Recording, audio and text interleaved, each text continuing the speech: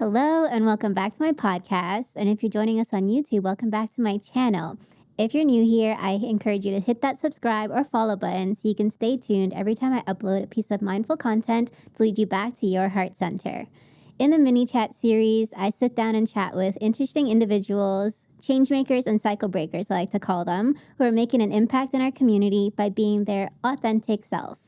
And today's segment is brought to you by Vogue Studios, which is an all-in-one podcasting service here in Vaughan, Ontario. The idea is that you just come in as you are, book the space, and you can leave with a full production of a vodcast, which is a video podcast. So thank you for joining us here today, and thank you to Rebecca for joining us as well. Rebecca is no short of that description of a cycle maker or a change breaker. She is someone who inspires and instructs. You'll get why I say that later on. And she is just a true testament to a strong Filipino woman. So thank you for joining us here, Rebecca. And I'm so excited to have you. Thank you so much for having me, Kaylin. I'm so excited and honored to be here. Thank you. So my first question that I love to ask all my change makers and cycle breakers, what makes you you? I think what makes me me is that I just show up as who I am as much as possible in every moment. And it's taken time to connect with who that is on an authentic level. I've spent a lot of my life, in a way, not so much having a mask on, but feeling like I had to fit in, feeling like I had to live up to certain standards, whether that was put on me by family, by society. And more, I choose to just show up as I authentically am as much as possible. So, whether that's with my students, whether that's with my loved ones, my family, my friends, I just try to show up as best as I can as me. I think that's what makes me me. And definitely just pouring into my joy, taking risks to fill my life with those joys and with those moments of fulfillment, and purpose is definitely what I think would make me me. Yeah. Oh, that's so beautiful. And I'm holding space for all of that. Even the versions of you who, struggled with that, felt like she couldn't, because I feel like a lot of us can relate to that, especially in our world today. Oh, yes. Yes, I know we were talking a bit about that before we hit record, but I know that we were saying, originality and authenticity is what will really change the world. So, yeah, I think it's amazing work that you're doing and showing up the way that you are. And just to ground the listeners, too, in the way that I connected with Rebecca, it was through Lisa. Yes. Co-owner of the Aura House, and I was looking for partners for my first ever giveaway, and Rebecca just offered her services for a sound bath. For our listeners who are unfamiliar with your work and my work, what is a sound bath? So a sound bath essentially is, I would say, an immersive wellness experience. I would like it to a guided meditation in the sense that you're passive in the physical sense and more allowing your mind to take a journey and take that journey with your energetic self and your spiritual self. So that ambiance and that experience, it's often known as sound journey as well, is created through ambient sounds created from different instruments. In my case, I used the Nepalese and Tibetan singing bowls. I have a gong. I use modern mantra, so my own voice, as well as various drums and chimes to create that experience. Beautiful. Thank you. And I'm curious to know, how did you land with all those instruments in your lap? Oh my goodness. Over time, for sure. Over time, and definitely it was a collection. It was like a collecting of different instruments. Like we would be here for 3 hours if I told you the whole story behind certain ways, but they in a sense found their way to me, sometimes through my credit card. But it was really looking for different instruments that resonated with me. My first set, so what I would say was kind of like my starter pack, if you will, was one bowl, 2 koshi chimes, 2 tuning forks, a bell, and tingshas, which are like hand cymbals. And those were from my my mentor in sound, my sister Sarah Surrenders of the Resonance Temple in Montreal, who initiated me into sound. And those were the instruments that we selected during my initiation into sound that were like my starter pack. So from there, it grew. I found all of my pieces I never bought on. Actually, I bought 2 pieces of my collection online, but most of them was like I needed to go. I met them, we connected, Yeah. and then they came home with me. Yeah, everything is an energy. So that Yeah. alignment has to be there for you to actually feel that connection and deliver in the way that you do too. Yes. That's really cool. Yeah. And now take us to the beginning of your wellness journey and how you found your way into spirituality. Because, you know, coming from your background, your upbringing, which we'll get into as well, I wonder, was there anybody around you doing what you were doing? Or did you kind of just pave your own way into the wellness space? I would say that in my upbringing, for sure, there was elements of, you know, an understanding that there's something that exists beyond what we know in the physical. I'm Filipina, so and by culture, especially where my mom's family is from, who I was mostly raised with, or had the most impact on my upbringing, definitely very spiritual in terms of Roman Catholicism, but still had those like sprinkles of pre-colonial indigenous thinkings and you know superstitions and this understanding of a world that we don't necessarily see. So I would say that in my upbringing, but it's kind of it was a little bit of a mixed bag of emotions in the sense that there's that level of colonization that kind of keeps you from fully connecting with a lot of those, you know, those traditional thinkings and traditional practices. But in terms of my wellness journey, I was introduced to yoga first as the most spiritual. I would say connecting to my now current spiritual practice. My mom and I went to a yoga ashram. She hit it as a vacation. She's like, we're going on vacation to the Bahamas. I was in a really rough time in my life, like really terrible breakup. Moved home from Montreal, totally broke. Like, and she's like, let's go on vacation. And I'm like, I'll take a vacation, sure. And she's like, yeah, we're gonna go on this yoga vacation. It's in Bahamas. It'll be great. We're at an ashram, like a very devout ashram. Wow. Like we like you had to be covered from knees and shoulders. Up at 5 a.m., lights out at 8 p.m., puja, kirtan, and satsang. Very beautiful space, but very regimented. It's Shivananda yoga. So first 3 days was like, oh my gosh, I need a coffee because you don't have any caffeine here. I need outside world. But then the last 4 days was me never wanting to leave. So it really inspired me. And that was my introduction to yoga as a practice. From there, I built my practice actually at the Aura House when it was still 5 Elements in Brampton. So this was the previous owners. And then I kind of grew with a studio.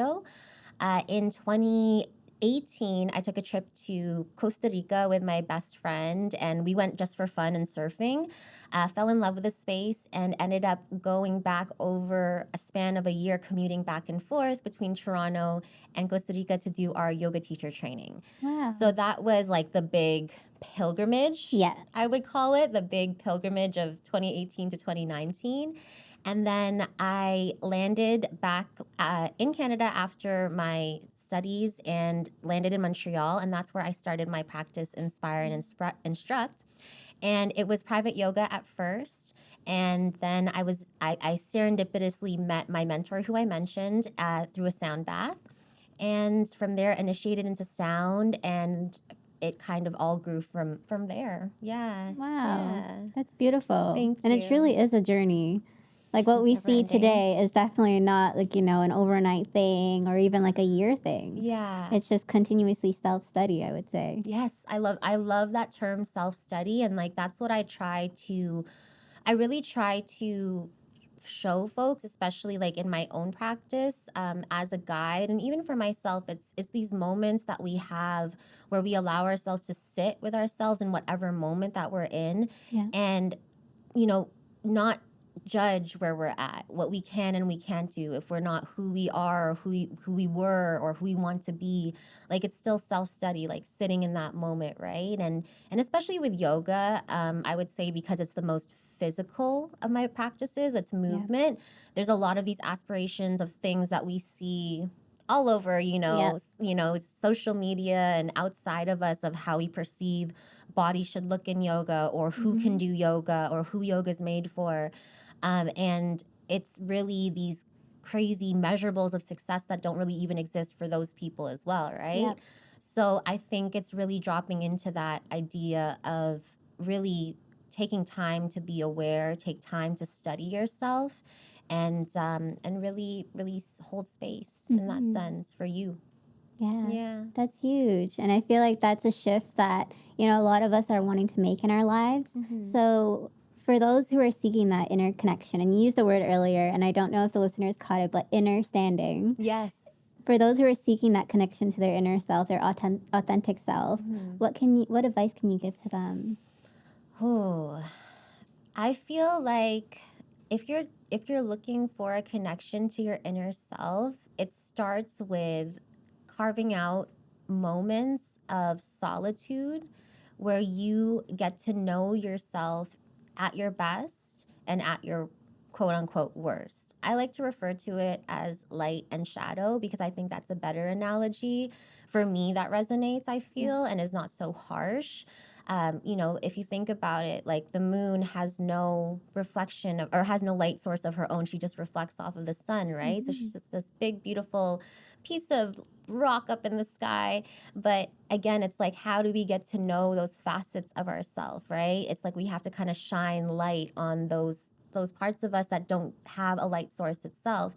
So I feel like I try not to use the word routine. I don't love that word because it sounds so monotonous. Yeah. I like more the idea of a regimen. So even if you deviate from it, for me, I have this thing where I try to challenge myself for 30 days to do something. Yeah. Last month it was stretch for myself for 15 minutes because as a teacher, rarely do I ever practice for myself. So even the days that I would deviate from it, it still kind of kept me like, okay, how do I feel today? Yeah. You know what I mean? How am I, like, checking in with yourself, if you will. So giving yourself those moments and creating those spaces where you can check in with yourself in whatever way resonates with you. Is it a walk? Is it, a cup of coffee undisturbed without like any phone, or like what is that little slice of the day that just belongs to you, right? And make that, fully lean into it. Yeah. No, that's beautiful. And I love that idea of, making it unique to you. And it doesn't have to look like everybody else's. It doesn't have to look like yours, like mine, like whatever it is. Yes. And especially coming back to, you talked about the way that yoga is represented too, that you might have to look a certain way, be a certain way, taught in a certain way. But I know, like, when you have facilitators like yourself and like me who look different even from each other and are representing different parts of the world. Yes. Can you speak to the importance of that and just seeing that representation and, honoring where you come from? And it's crazy because I saw this most resonant recently. I recently started teaching kids yoga through the Aura House and through one of our programs called Enrich Kids, which focuses on providing mindfulness programs for children, school-age children, 6 to 12. Yeah, and there's one of my students. She's Filipina, and from day one, like when she looked at me, it was just the way she just looked at me, and just I felt this before, but as a child it was towards Disney princesses whose skin was much lighter than mine, and I looked nothing like, or singers, or movie stars, because in the 90s we had TV back then. Well, there's no Netflix, so it was kind of, I see that it's representation is so important. And I know it's such a buzzword. I know diversity has become so oversaturated, but like when you see the eyes of a child and you see how they look at you and just hang on to your every word and are following and doing what you're doing and telling you like, I did this at home and I showed, like that really is the shift. You know what I Yeah. mean? It's just like, I think representation is so important because we owe it to, you know, our inner children and those, you know, who didn't have a chance to really see ourselves in bright lights and see us doing things that, you know, that inspire us, right? So Mhm. I feel like that's why it's really important. And also it takes the like the performative, I think, aspect of wellness, because I think that like the reality is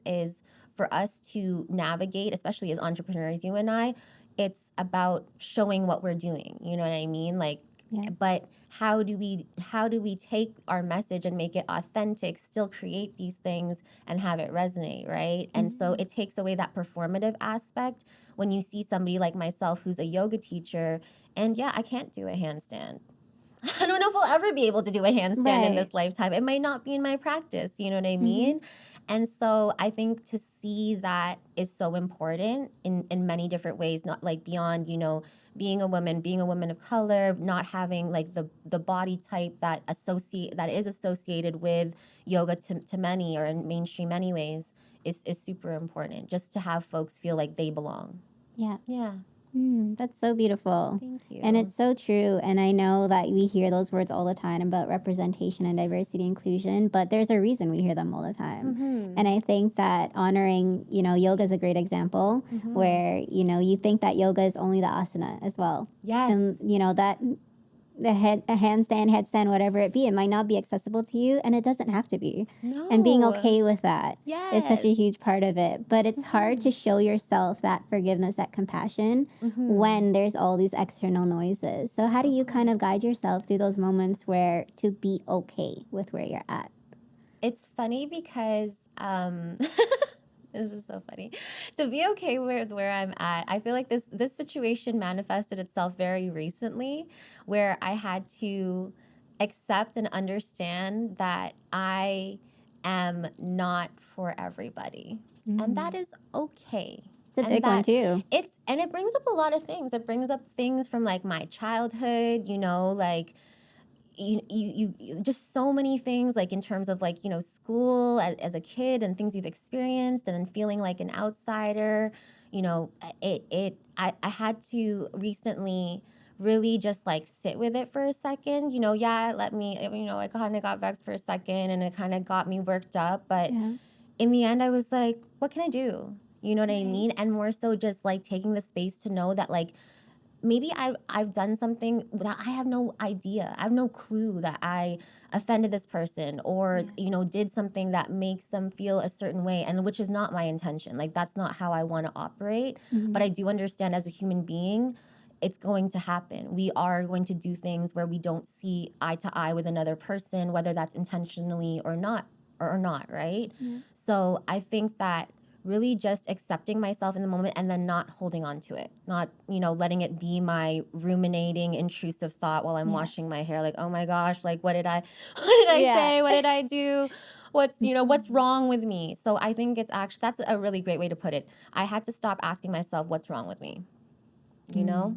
Yeah. Yeah. That's a big one. Not internalizing it and realizing that actually you're perfect the way that you are. Yeah, perfectly imperfect. Yeah. I'll take it. With all the flaws, all the like mismatched expectations, because those are not who you are. Exactly. Yes. Yeah. It's really great. And so, in honoring where we're at and our own unique journeys, where would you say that you are in your journey today? Oh my goodness. In my journey, I'm just in such, and again, another buzzword, but it's just like so perfect, such a state of flow.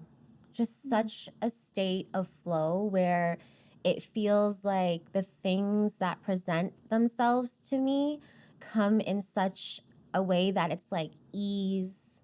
It feels divinely guided. Again, I was like, is that the right? It is, though. Yeah. I was like trying to look for a more, you know, not so woo-woo word, but it is. It's divine. It's like, you know, it's been, that's where I'm at right now, and just gratitude. So much gratitude. Like I feel like every time I think about where I'm at, it's just like, is this real life? Yeah. Is this real life? Like, and yeah, so I feel like that's where I'm at. Just complete flow.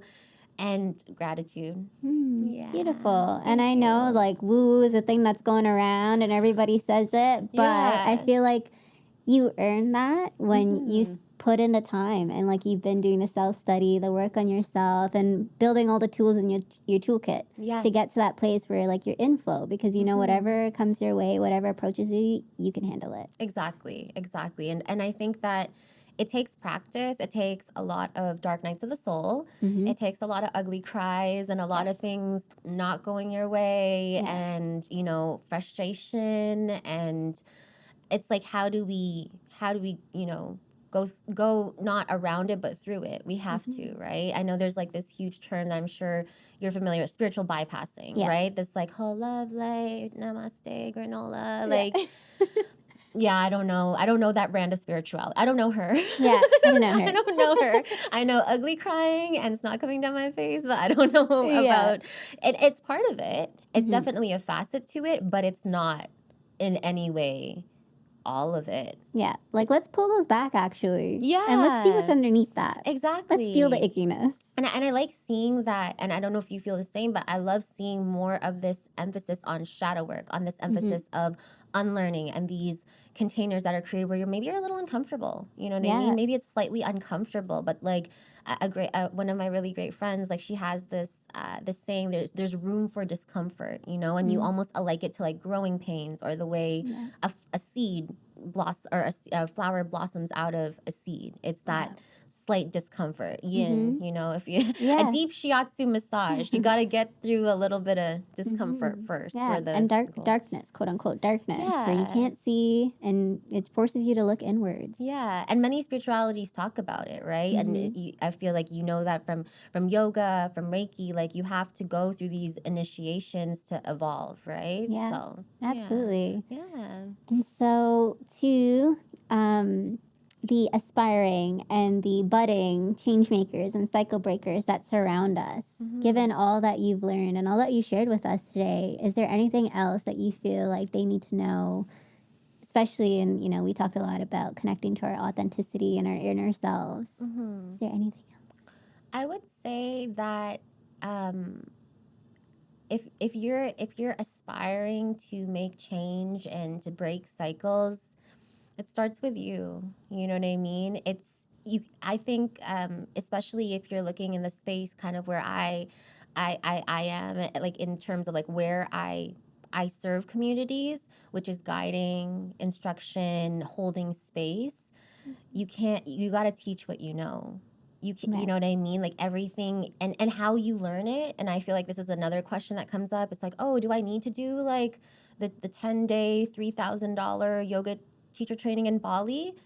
If that's the way that you're going to connect, then yes. But also at the same time, it's just like you have to resonate with it, right? It's a practice. Yoga is a practice. Reiki is a practice. Sound is a practice. It's constantly or consistently finding spaces to allow yourself to receive that medicine, to find those aha like moments, right? So it comes with practicing with yourself, you know, and really breaking the cycles, making those changes within you, and then letting that be the seed of knowledge that you share with who you're connected with. Yeah. Beautiful. I mean, the title of my podcast and my brand is Catalyst because I believe we're all catalysts for change. And I say we just have to tune inwards first and see what's there, get curious. Yes. Oh my God, it's the second time I've heard the word curious in the last 24 hours. There That you was go. that was our intention last night. Oh, nice. Yeah, that was our that was given by chance by one of the attendees. So yeah, curiosity. It's a good one. It is. It is. It is the catalyst. Yeah, right? for sure. Yeah. Oh, I love that. Mm-hmm. Well, and one of the ways I encourage all listeners, viewers to tune inwards is through a brief guided meditation at the end of every segment. I call them a few moments of mindfulness. So if you'd love to do the honors, I'd love to have you guide us through that. Of course. So I'll just have you come into a comfortable seated position. And you can just roll your shoulders back as you close the eyes and just feel the spine elongate on your inhale. On your exhale, out through the mouth, release,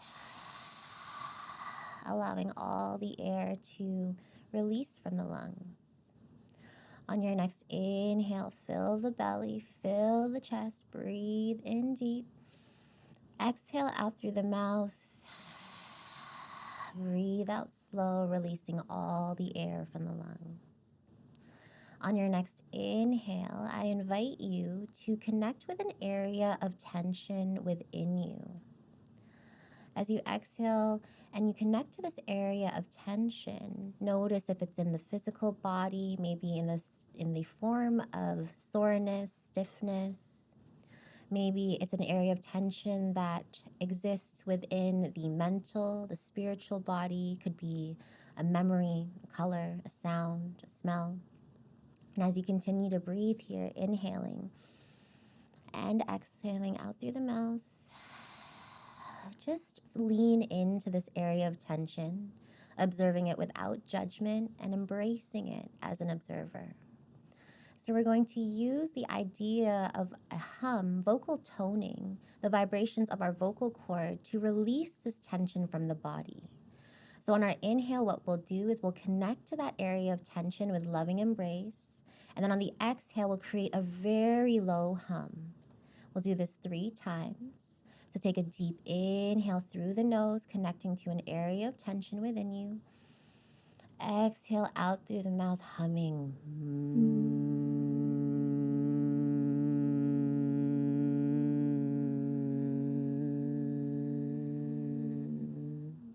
2 more rounds. Inhale through the nose, connecting to an area of tension. Maybe another's come up. Out through the mouth, release, low hum.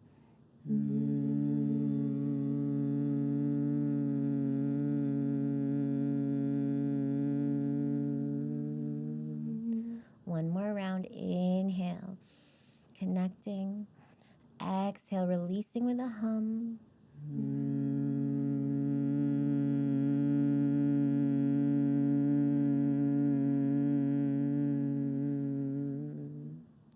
Returning to your natural breath pattern, let's just take about 5 seconds of silence to allow the sound as medicine to integrate into the body.